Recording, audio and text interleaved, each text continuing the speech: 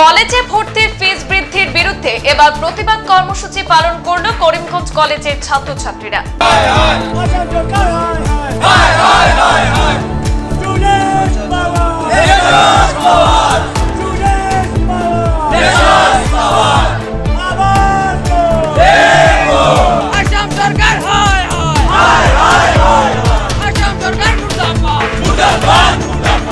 করিমগঞ্জের circuit হাউসের নিচে ধর্ণা শেডে এই প্রতিবাদ কর্মসূচি পালন করেছে তারা।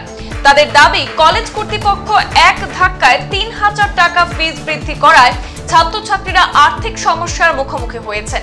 এমন অনেক গরিব পড়ুয়া রয়েছেন, তাদের পক্ষে এত টাকা দেওয়া সম্ভব নয়। তারা কিভাবে এত টাকা জোগাড় করবে, এটা সবথেকে বড় প্রশ্ন। তাই গরিব পরিবারগুলির কথা চিন্তা করে ফিস কমিয়ে দিতে কলেজ কর্তৃপক্ষ সহ বিশ্ববিদ্যালয়ের উপাচার্যের কাছে কাতর আবেদন জানিয়েছেন ছাত্রছাত্রীরা। এ ব্যাপারে রাজ্যের শিক্ষামন্ত্রীর হস্তক্ষেপ কামনা করেছে পড়ুয়ারা। এটা হলো আমাদের ফিজে যে মূল্যবৃদ্ধি হয়েছে, অসামাজিক যেটা মূল্যবৃদ্ধি হয়েছে, ওইটার জন্য আপনারা সবাই জানছেন, গত ১২ তারিখ আমরা ডিসি অফিসের গেটের সামনে প্রোটেস্ট করেছিলাম। তখন আমাদেরকে ডিস্ট্রিক্ট অথরিটি বললো যে আগামী সোমবার অবধি গেছে সোমবার অবধি আমাদেরকে একটা ওরা রেজাল্ট মানে রেসপন্স দেবে। কিন্তু আপনারা সবাই জানেন আমরা কিছু পাইনি। আমরা ডিসি অফিসে যখন এসে খবর নিলাম, তখন ডিসি আমাদেরকে বললেন যে ৩,০০০ টাকা মূল্যবৃদ্ধির জন্য তোমরা এত বড় ইস্যু বানাচ্ছ নাকি? ৩,০০০ টাকা সত্যি মানে এত কম অ্যামাউন্ট নাকি? এতগুলো স্টুডেন্ট সবাই কি আপনার মতন চাকরি আছে নাকি? না আমাদের গভর্নমেন্ট, না আমাদের আসাম গভর্নমেন্ট চাকরি দিচ্ছে নাকি? ১০ লাখ স্টুডেন্ট থাকে, তখন ১০,০০০ ছাত্র চাকরি পায়। আমাদের গভর্নমেন্টটা পড়াশোনাকে ব্যবসা বানিয়ে রেখেছে। আমরা ছাত্রদের ভবিষ্যৎ নিয়ে ওদের কোনো চিন্তা নাই।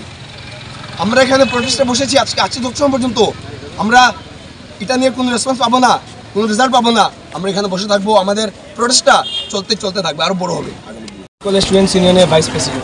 আজকে আমরা এখানে প্রোটেস্টের মেইন উদ্দেশ্য এটাই হলো যে সরকার স্টুডেন্টদের হিতের জন্য কাজ করে না, এই সরকার আমরা চাই না। আর যে সরকার স্টুডেন্টদের এত বাজে ওয়ার করে, ওদেরকে আমরা একটাই জিনিস বলতে যাচ্ছি আজকে, যেটা আমরা প্রোটেস্ট করে যাব।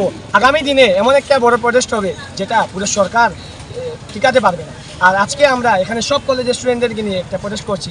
এই প্রোটেস্টের উদ্দেশ্যটা স্ট্রিক্ট একটা অ্যাকশন যদি না নেওয়া হয় ডিস্ট্রিক্টের উপর, মানে পুরো স্টেটের উপরে, যে এরকম কীভাবে ৪,০০০ থেকে ৭,০০০ টাকা বেড়ে যায়, কোনো একটা ফেসিলিটি না আগে দেওয়া হয়েছিল না আগামীতে দেওয়া হবে, এরকম আমরা নিজের মন থেকে আমরা বলতে পারছি। আগে যে ৪,০০০ টাকা নেওয়া হতো, এই ৪,০০০-এর মধ্যেও আমরা না কোনো ফেসিলিটি পেয়েছি। এসি নেই, না এসি আমাদের লাগেও না, কিন্তু যে ৪,০০০ পেয়েছিলাম, মানে আমরা বীজ দিয়েছিলাম, এই বীজের মধ্যে আমাদের কিছু দেওয়া হয়নি। আর এখন ৭,০০০ বেড়ে দেওয়া হয়েছে। এটার মধ্যে কি আমাদের স্মার্ট ক্লাস দেওয়া হবে, না আমাদের এসি লাগিয়ে দেওয়া হবে?